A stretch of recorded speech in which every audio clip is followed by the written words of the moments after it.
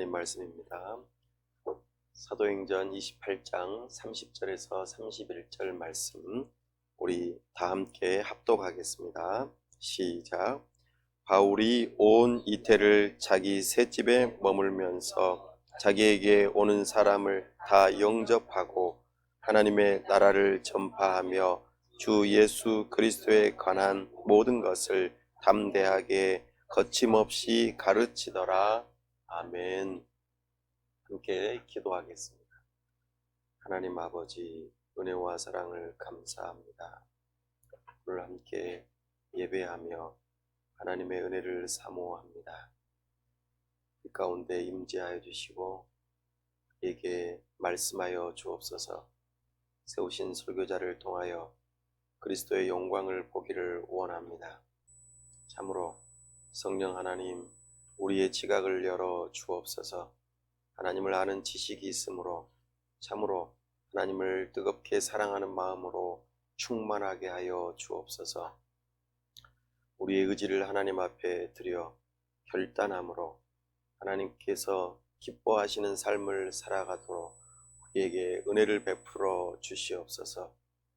하나님 아버지, 갈 바를 알지 못하고 우리 하나님 앞에 은혜를 구할 때 우리 하나님께서 빛을 비추어 주시고 길을 내주시기를 사모합니다. 우리의 앞길을 인도하시고 우리 하나님께서 함께하여 주옵소서. 우리에게 동역자들을 붙여주시고 교회로 함께 세워져가며 하나님의 나라를 세워나가며 하나님의 나라를 경험하며 참으로 우리 주님의 영광을 바라보고 함께 기뻐하고 즐거워하는 역사가 있도록 도와 주옵소서. 이 일을 위하여 세상 가운데 복음을 심고 성령의 열매를 풍성하게 맺어 오직 우리 하나님의 영광을 바라보는 교회가 되기를 원하오니 우리에게 은혜를 베풀어 주시옵소서.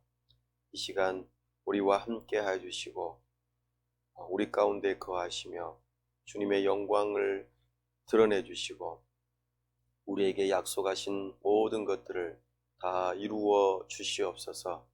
우리 하나님께서 함께 하시고 은혜 주시기를 원하오며 우리 주 예수 그리스도 이름으로 기도하옵나이다. 아멘.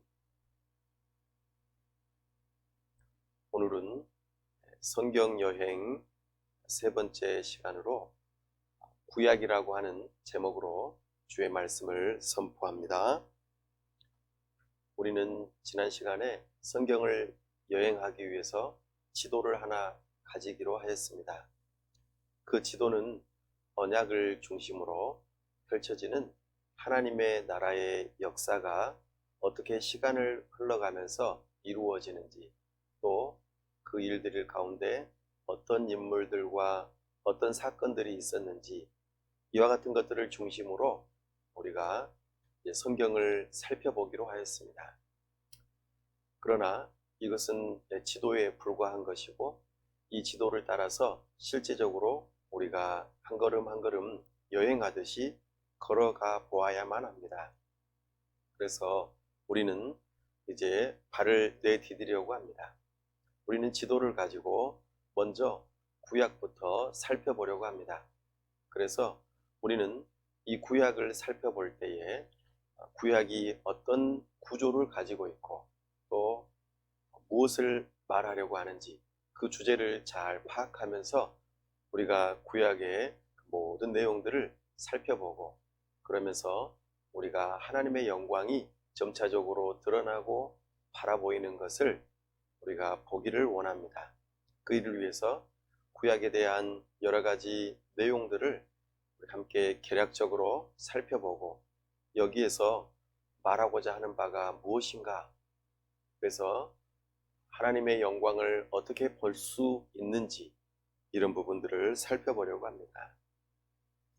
오늘 우리가 구약을 살펴보아야 하는데 사도행전 28장 마지막 대목을 읽었습니다. 오늘 사도행전 28장에 나온 한 인물이 있습니다. 그 인물은 사도 바울입니다. 바울이 지금 어떤 형편에 있고 어떤 일을 하고 있는지 우리가 잠시 살펴보기를 원합니다. 바울은 예수님을 만난 뒤로 예수님의 사도로서 온 세상을 돌아다니며 복음을 전하고 교회를 세우는 일을 열심히 하였습니다. 그리고 예루살렘 교회에 연보하는 일을 마치고 그 다음에 붙잡히게 되는 일이 있었습니다. 그러나 감사하게도 하나님께서는 거기에서 바울의 인생을 끝내지 아니하시고 참으로 하나님께서 더 귀하게 쓰시고자 하나님께서 약속하신 바 바울로 하여금 로마에 가게 하시고 또한 로마를 통하여서 더 먼 지역까지, 그래서 예수님께서 명령하신 땅끝까지 주의 복음을 증거하려는 그 노력을 다하는 일이 있었습니다.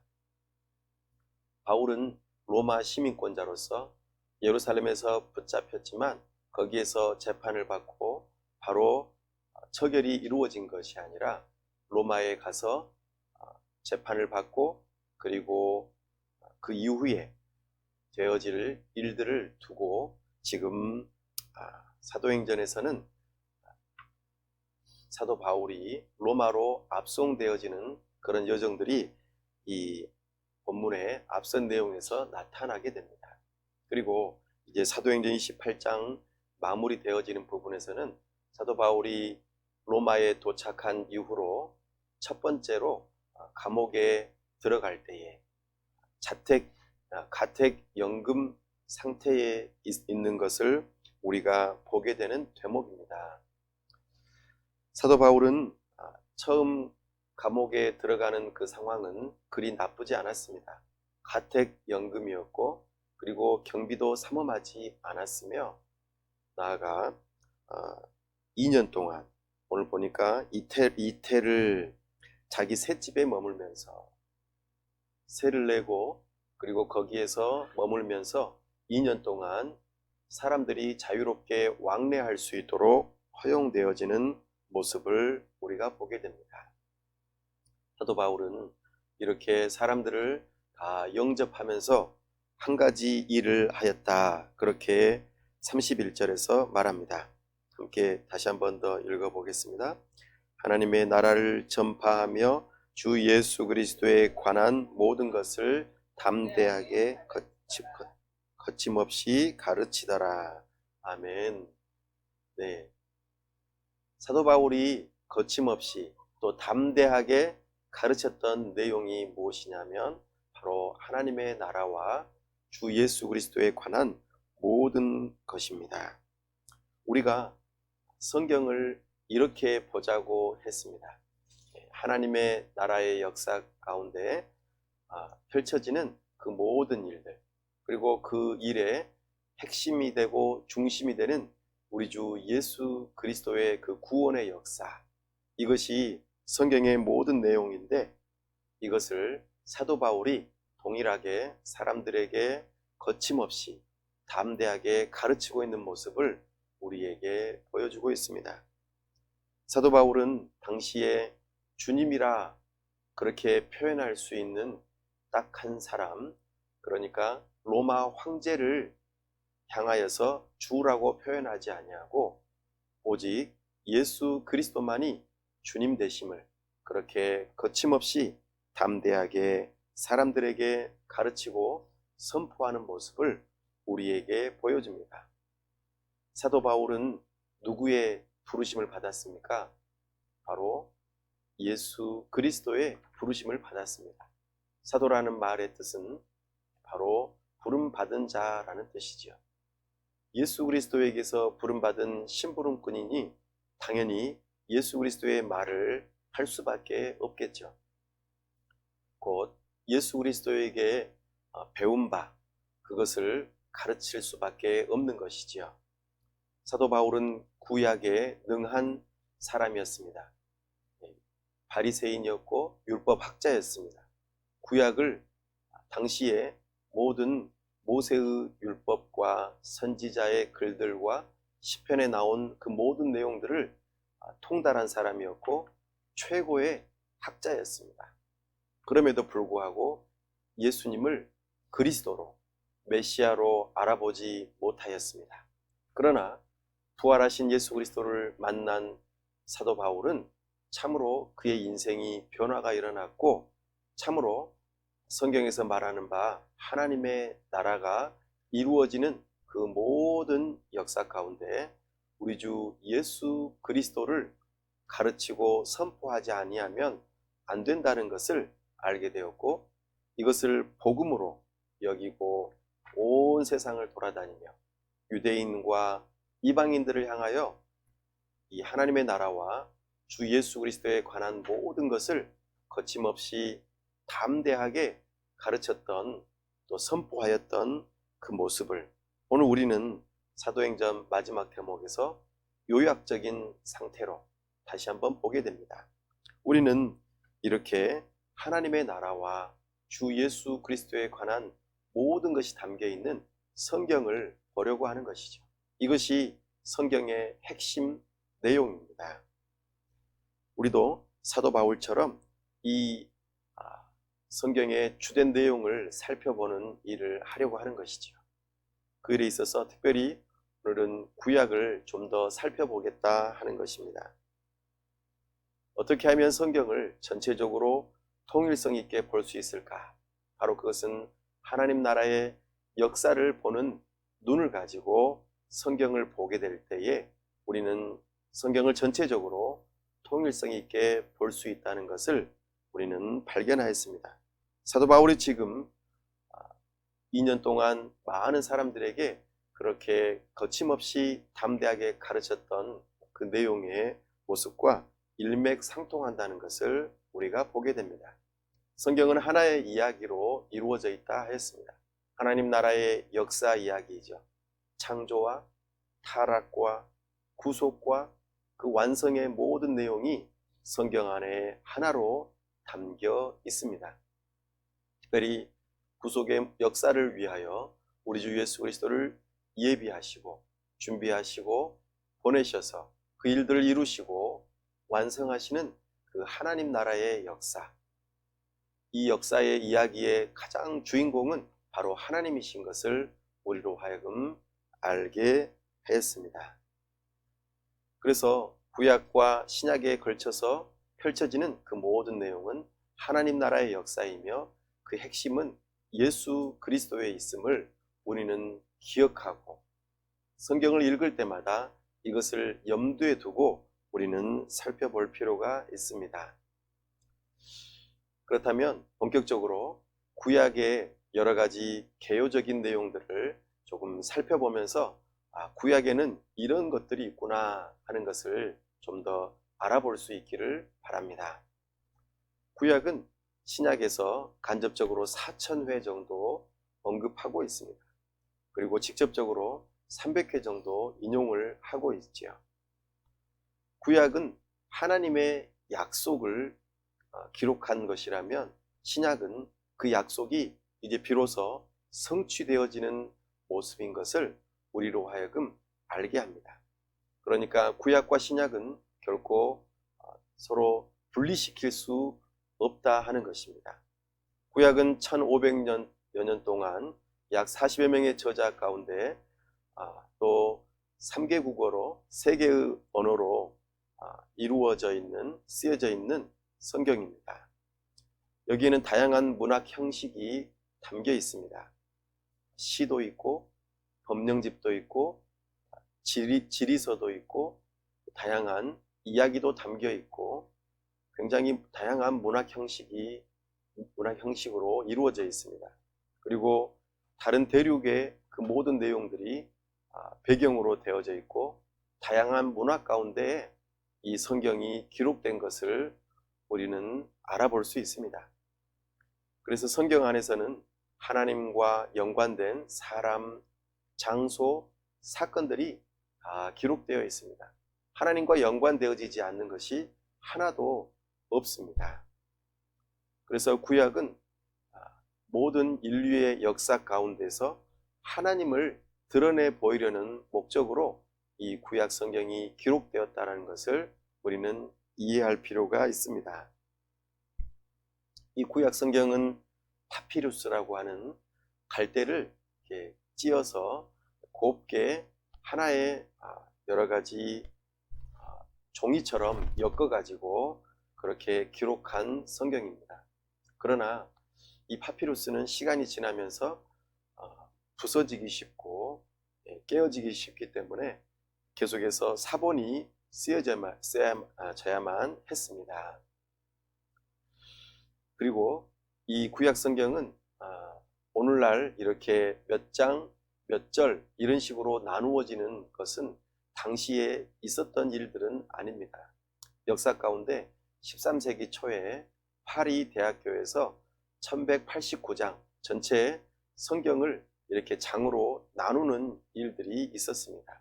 그리고 1551년 31,173절로 그렇게 하나하나 세세하게 나누어서 특정 부분을 찾기 쉽도록 구분하였던 것이죠.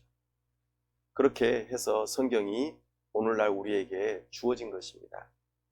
특별히 구약은 전체 성경의 4분의 3을 차지할 정도로 분량이 많습니다.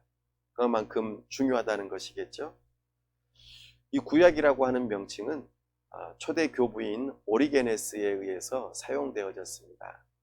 그러나 사람들은 종종 구약이라는 말을 사용하게 되면 이제 우리는 시대가 시대인 만큼 구약은 필요 없고 신약만 있으면 돼. 그리고 우리의 마음에 감동을 주는 시편 정도만 있으면 충분해. 그러니 구약은 전부 다 읽을 필요 없어 라고 생각하는 오류에 빠지기 쉽습니다. 그러나 구약은 그런 의미로 사용된 것이 아닙니다. 구약과 신약을 이렇게 나누어서 표현한 것은 분리를 의미하는 것이 아니라 새 언약과 옛 언약은 바로 서로 상호 보완적이고 꼭 함께 있어야 한다는 것을 의미합니다. 그래서 새 언약이라고 하는 이 말을 줄여서 신약이라고 표현하는데, 이 신약은 옛 언약, 곧 구약의 갱신이나 성취의 의미를 가지고 표현하는 내용입니다. 그래서 언약은 결코 분리되지 않습니다. 처음에 구약에서 시작되어졌던 언약들이 계속해서 이어져 오고 있는 것들이 신약에 동일하게 나타난다는 것을 우리는 앞으로 계속해서 성경을 읽어가는 가운데 확인할 수 있을 것입니다. 그래서 구약의 하나님의 백성은 신약의 기독교인들과 동일하게 하나님의 은혜로 구원받는다는 것을 우리는 구약을 읽어가면서 알아야 합니다. 또한 구약의 하나님의 백성은 신약의 기독교인들과 동일하게 복음을 믿음으로 구원을 받습니다. 과거의 구약 백성들은 다른 모양 또 다른 원인으로 구원받는 것이 결코 아닙니다. 하나님께서 약속하신 메시아, 그분이 예수 그리스도라고 하는 구체적인 이름은 다 알지는 못했지만 하나님의 언약하신 그 여자의 후손을 바라보고 보내주실 것을 믿는 믿음으로 구원받았고, 비로소 예수님께서 오신 이후로 그 여자의 후손이 바로 예수님이라는 것을 알아보고 믿는 믿음으로 신약에서는 구원받은 것이죠. 곧 복음을 믿음으로 구원받은 것은 구약의 하나님의 백성이나 신약의 기독교인들이 결코 다르지 않다는 것을 우리는 알아야 합니다. 구약의 하나님의 백성은 예수님의 초림을 바라보고 있었고, 신약의 기독교인들은 예수님의 다시 오심, 재림을 바라보며 그렇게 성경을 읽어가면서 하나님의 뜻을 발견하고자 그렇게 믿음으로 기다렸던 것입니다. 결코 구약과 신약은 분리되지 않습니다. 서로 하나가 되어지고 참으로 하나님의 나라의 역사 가운데 우리 주 예수 그리스도의 복음이 계속해서 선포되어지고 있음을 우리는 기억할 필요가 있습니다. 그렇다면 구약은 누가 기록했을까요? 물론 사람이 기록했습니다. 우리가 잘 아는 모세, 또 자신의 이름으로 된 시, 다윗의 시, 또 여호수아가 자신의 이름을 기록하였고, 솔로몬도 그렇게 하였고, 느헤미야도 그렇게 하였고, 다니엘, 에스겔, 예레미야, 이사야, 하박국, 여러 사람들이 자신의 이름으로 성경을 기록하였다고 표현하고 있습니다. 물론 표현이 되지 않은 것들도 있습니다. 그러나 이 사람들은 하나님의 감동에 의해서 기록된 것을 우리는 알아야 합니다. 단순하게 어떤 생각만을 주신, 사상만을 주신 것이 아니라 세부적인 내용과 구성, 또 사용되어지는 단어나 어구, 이와 같은 모든 것들을 하나님께서 감동으로 주셔서 신적인 권위에 의지해서 기록된 것을 우리는 구약을 읽어가면서 발견하게 될 것입니다. 그래서 하나님께서, 여호와 하나님께서 이르시되, 하나님께서 말씀하셨다라고 하는 내용들이 3,800회 이상 그렇게 성경에서 나타나고 있습니다. 결국에 구약 성경은 사람이 기록하였으되 하나님의 감동에 의해서 기록된 것임을 우리는 알고 믿어야 할 것입니다. 이것이 구약을 성경으로 받아들일 수 있는 가장 중요한 근거가 될 것입니다. 구약은 스스로 성경이고 하나님의 말씀인 것을 스스로 주장합니다. 그래서 구약은 이 사람들을 향하여서 안내자라고 표현하기도 하고, 완전히 순결하게 쓰여졌다라고 표현하며, 진실한 글이라고 말하고, 또한 순전하고 우리 사람들이 하나님을 알아보고 구원을 받기에 충분한 참으로 하나님의 말씀이라고 구약은 스스로 주장하고 있습니다. 이것을 자증성이라고 하죠. 구약이 스스로 하나님의 말씀이라고 증거하고 있다 하는 것입니다. 이런 구약에 대해서 예수님은 어떻게 평가하시는가? 우리가 지난 시간에 누가복음 24장을 읽었었습니다. 거기에서 예수님께서는 모세의 글과 또 선지자들의 글과 또 시편에 나온 그 모든 내용이 바로 예수님 자신에 대하여 기록된 것이라고 말씀하셨습니다. 결국에 구약의 그 모든 내용이 예수님을 향하여 기록된 내용이라는 것을 인정하셨다는 것이죠. 그 구약을 성취하기 위해서 예수님께서 이 땅에 오셨음을 스스로 나타내 보이셨습니다. 그리고 하나님의 말씀을 읽고 그것을 설교하거나 다른 사람들과 토론하거나 변론하거나 여러 가지 하나님의 말씀, 하나님의 나라에 대한 모든 내용들을 말씀하실 때마다 항상 구약을 인용하고 계시고, 함으로 하나님의 말씀을 선포하였음을 우리는 기억합니다. 그러므로 구약은 결국에 하나님의 말씀이라는 것을 우리로 하여금 알게 합니다. 구약은 어떻게 성경이라고 하는 그 자리매김을 하게 되었을까요? 바로 이것은 몇 가지 질문을 통해서 우리는 그 기준을 살펴볼 수 있습니다. 성경이라고 하는 것은 하나님의 보내신 선지자가 기록해야만 성경이라고 말할 수 있습니다. 왜냐하면 하나님의 말씀을 전하는 것이기 때문이죠. 그리고 그 선지자의 권위를 바라보면은 과연 이것이 하나님의 말씀인가 하는 것을 알 수 있는 것이죠. 또한 선지자와 선지자들 사이에 하나님의 말씀이라고 했던 그 글들이 서로 충돌되지 아니하고 조화를 이루는가를 살펴보면은 알 수 있습니다. 그리고 반드시 선지자를 통하여서 주어졌던 그 하나님의 말씀은 이루어진다. 그것으로 우리는 하나님의 말씀인지를 검증할 수 있었습니다.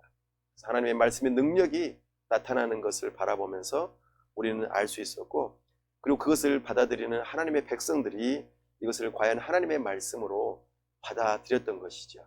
그래서 하나님께로부터 온 하나님의 백성들은 하나님의 말씀을 알아보고 그것을 받아들인 것입니다.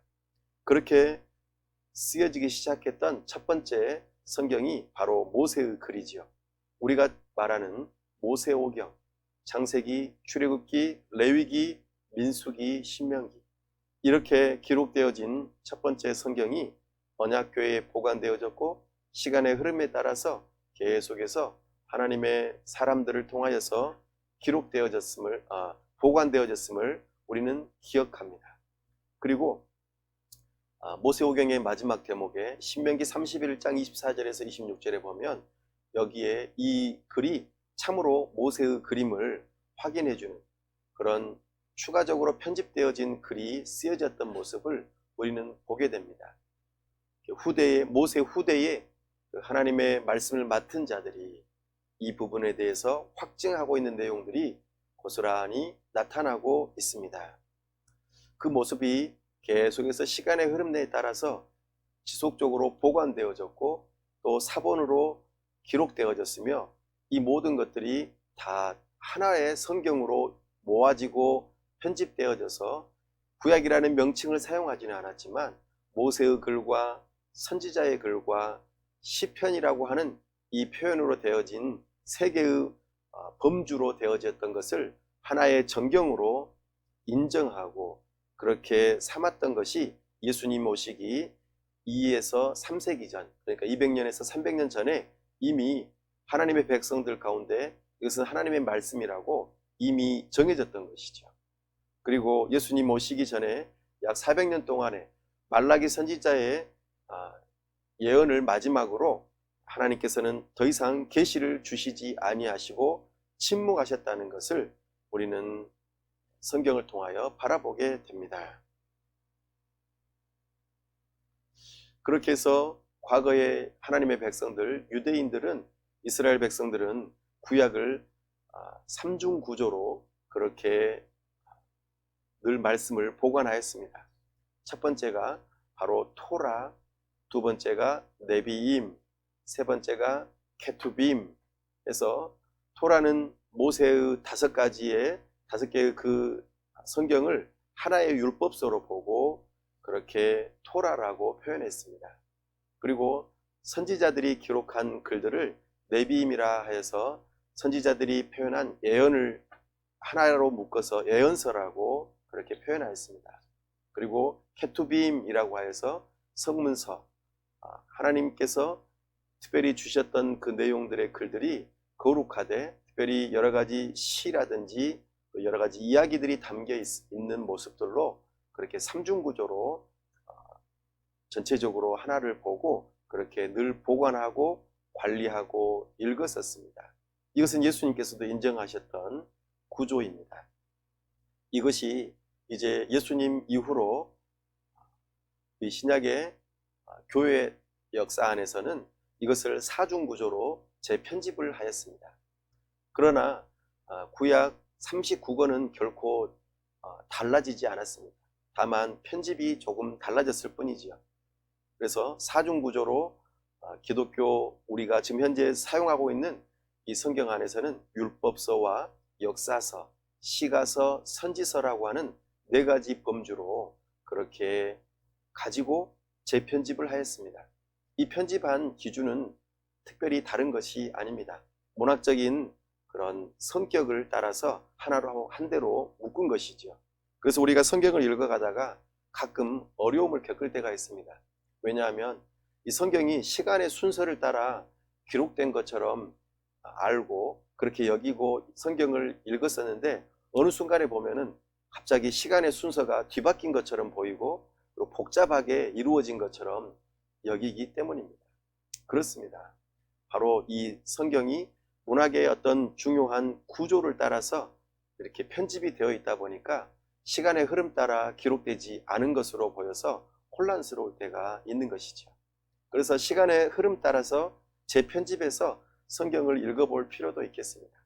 그러나 현재 우리에게 주어진 이 성경의 구조는 이렇게 사중구조로 되어져 있고 문학의 형식을 따라서 재편집이 되었구나 라고 이해를 하고 읽어볼 수 있으면 더 좋겠습니다.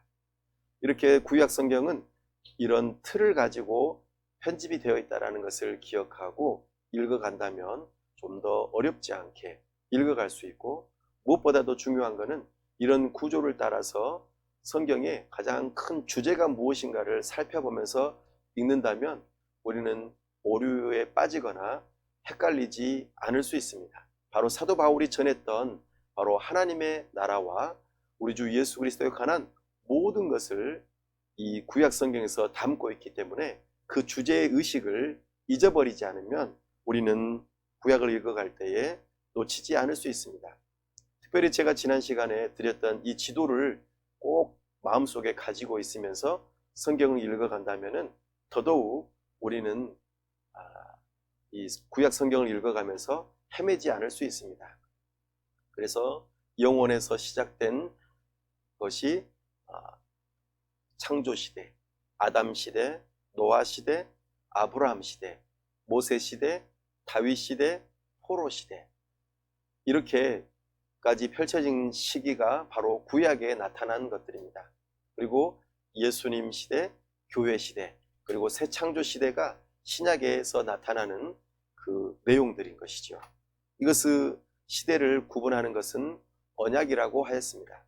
그래서 영원 시대에는 구속 언약이 있었고, 창조 시대에는 창조 언약이, 아담 시대에는 아담 언약이, 노아 시대에는 노아 언약이, 아브라함 시대에는 아브라함 언약이, 모세 시대에는 모세 언약이, 다윗 시대에는 다윗 언약이, 그리고 선지자들을 통하여 새 언약이 예고로 나타났었고, 그 새 언약을 성취하신 분이 바로 예수님이시고, 예수님을 통하여 예수님의 시대가 이루어졌고, 예수님께서 승천하시고 난 다음에 이제 약속하신 성령 하나님을 보내주셔서 교회의 시대 가운데 새 언약이 계속해서 이루어지고 있고, 장차 우리에게 다시 오실 예수님을 통하여 그 새 언약이 완성되어지는, 참으로 새 창조 시대가 이루어지는 것을 우리는 바라보면서 성경의 전체적인 흐름을 우리가 지도로 가지고 있을 때에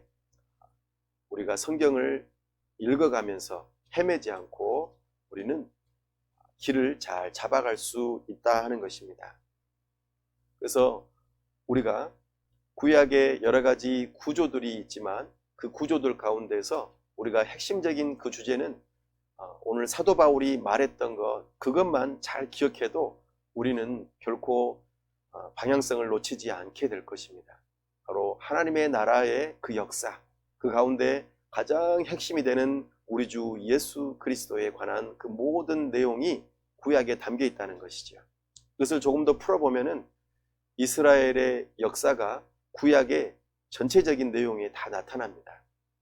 그 이스라엘의 역사 가운데서 세상을 구원하시려는 그 하나님의 목적, 바로 우리 주 예수 그리스도시죠. 그 예수 그리스도를 이 땅에 보내시겠다고 하는 것이 선지자들을 통하여서 드러나도록 그렇게 했던 그 내용이 바로 구약의 핵심적인 주제의 내용이라는 것입니다. 우리는 이것들을 하나하나 성경을 읽어가면서 이것을 계속해서 말하고 있구나, 이것이 어떤 모습으로 더 구체적으로 드러날까 살펴보면서 성경을 진지하게 읽어갈 때에 우리는 성경의 핵심 내용을 놓치지 않고 읽어갈 수 있을 것입니다. 그래서 궁극적으로 사도 바울이 말했던 것처럼 하나님 나라의 역사가 시간의 흐름을 타고 쭉 흘러가면서 우리 주 예수 그리스도를 계속해서 계시하시고 보여주시는 것이, 하나님의 이야기를 보여주시는 것이 구약에 나타난 주된 내용이라는 것을 우리는 살펴볼 수 있게 될 것입니다. 구약 성경은 주 예수 그리스도에 대한 약속들로 가득 차 있습니다. 우리 예수님의 동정녀 탄생이 예수님 오시기 700년 전에 이사야 선지자를 통하여 예언이 됐습니다. 그리고 동일한 시기에 미가 선지자는 베들레헴에서 예수님께서 출생하실 것을 미리 예언하셨죠. 또 그 태어나신 예수님이 박해를 피해서 애굽으로 도피할 것을 호세아 선지자를 통하여서 이미 700년 전에 예언이 되었습니다. 그리고 예수님께서 이제 본격적인 사역과 더불어 이제는 십자가에 못 박혀 죽으시기 위하여 성전에 입성하시는 그 모습이 예수님 오시기 400년 전 말라기 선지자를 통하여 미리 예언되었습니다. 그리고 은 30에 예수님께서 배반을 당할 것이라는 것을 예수님 오시기 500년 전에 스가랴 선지자를 통하여서 예언되었습니다. 예수님께서 십자가에 못 박혀 달려 계실 때 예수님께서 입으셨던 옷을 제비 뽑게 한다라는 것이 벌써 예수님 오시기 1000년 전에 다윗의 입을 통하여 예언이 되었습니다. 또한 예수님께서 십자가에 달리실 것이 다윗의 입을 통하여 1000년 전에 예언이 되어 있었고, 이사야 선지자를 통하여 부자의 무덤에 장사될 것이라고 700년 전에 미리 예언이 되었습니다. 뿐만 아니라 죽음에서 부활하실 것을 다윗은 1000년 전에 미리 예언을 하였습니다. 이 모든 예수님에 대한 약속들이 다 예언되어졌을 뿐만 아니라 성취되었다라는 것을 우리는 신약을 통하여서 확인할 수 있습니다. 그러니 구약은 너무나도 우리에게는 중요합니다. 하나님께서 하나님 나라의 역사 가운데 우리 주 예수 그리스도를 이 땅에 보내셔서 우리를 구원하시는 그 언약이 다 구약에 대부분 담겨 있기 때문입니다. 예수 그리스도께서는 직접적이지는 않지만 구약에서 다양한 형태로 현현하셔서 드러내 보이셨던 모습들이 우리는 성경 곳곳에서 찾아볼 수 있습니다. 아브라함이 소돔과 고모라의 그 백성들이 붙잡혀 갔을 때 거기에 가서 싸우고 이겨내고 돌아올 때에 그때 멜기세덱으로 나타나셨던 분, 또 아브라함의 집에 신방하셨던 모습, 또 이삭을 제물로 바칠 때에 제물로 제물을 준비하셨던 모습, 그리고 야곱과 함께 야복강 나루에서 씨름하셨던 모습으로 모세를 향하여서 광야에서 나타나시고 또 시내산에서 만나주시고 함으로 여러 가지 모습들로 예수님께서 현현하셨던 모습들이 구약에서 다양하게 나타납니다. 이사야 선지자가 성전에서 우리 주님의 영광을 바라보았고, 다니엘서에서는 풀무불 가운데 들어갔던 그 다니엘의 세 친구와 함께 바로 인자의 모습으로 나타나셨던 예수님의 모습, 또 다양하게 여호와의 사자의 모습으로 나타나셨던 예수 그리스도의 모습이 구약에서는 종종 발견되는 것을 우리는 바라보게 됩니다. 뿐만 아니라 예수 그리스도의 모형이 그림자로서 예고편으로서 구약의 다양한 모습으로 나타납니다. 첫째 사람 아담은 곧 장차 오실 둘째 아담이신 예수 그리스도를 예표하였습니다. 이 모습들은 우리가 앞으로 좀 더 자세하게 살펴볼 내용들입니다. 모든 모습들이 예고편으로 아담을 바라보면은 거기에서 예수님을 바라볼 수 있다 하는 것이죠. 아론을 바라보면은 대제사장의 그 모습, 그리스도로서 대제사장의 역할을 하시는 그 예수 그리스도의 예고편을 바라볼 수 있는 것이죠. 다윗의 모습을 바라보면서 왕이신 예수 그리스도를 발견할 수 있고, 선지자들의 모습을 통하여 하나님의 말씀을 선포하시는 그 선지자로서의 역할을 하시는 예수 그리스도를 발견할 수 있는 것입니다. 바로 그리스도라고 하는 그 직분이 바로 제사장, 왕, 선지자, 기름 부음 받은 자들의 그 직분을 표현하는 것입니다. 구약에서 그렇게 나타났던 직분의 여러 가지 모습들이 바로 예수 그리스도의 앞으로 하실 그 사역에 대한 내용들이 다 나타나는 것이죠. 뿐만 아니라 구약 성경에서 나타나는 여러 가지 제물들, 성막, 거기에 쓰여지는 기구들, 성전, 또 다양한 인물들, 여러 가지 절기들, 이 모든 것들이 예수 그리스도와 연결되어지는 모습들로 많이 나타나는 것을 우리는 바라보게 됩니다. 다시 말씀드려서 구약의 모든 그 이 내용들은 바로 예수 그리스도를 드러내기 위한 모든 준비되어지는 과정들인 것임을 우리는 알게 됩니다. 나아가 우리 주 예수 그리스도의 부르시는 그 이름 또한 다양하게 나타납니다. 다니엘서에서 예수님을 인자라고 표현합니다. 인자가 바로 우리에게 온다 하는 것이죠. 그 인자가 우리에게 온다. 그것을 계속적으로 표현하고 있습니다. 그리고 예수님께서는 오셔서 인자라고 스스로 표현하십니다. 우리는 예수님의 칭호가 구약에서 다양하게 나타납니다. 처음과 나중이신 그 예수님, 우리는 이 모습들을 신약에서도 심심치 않게 발견합니다. 빛으로 오시는 예수님, 반석이신 예수님, 남편 혹은 신랑이신 예수님, 우리의 목자가 되시는 예수님, 우리의 구속자요 구원자이신 예수님의 모습으로, 무엇보다도 영광의 주님으로 우리의 주님이 되신다고 그렇게 구약에서는 예수님을 가리켜 다양한 칭호를 표현하고 그렇게 기대하도록 만들었습니다. 그래서 다윗이 시편 110편에서 다윗이 주님을 표현할 때에 그 주님이 결코 다윗 자신이 아니라 하나님이 보내신 예수 그리스도임을 우리는 예수님의 그 증언을 통하여서 발견하게 되어집니다.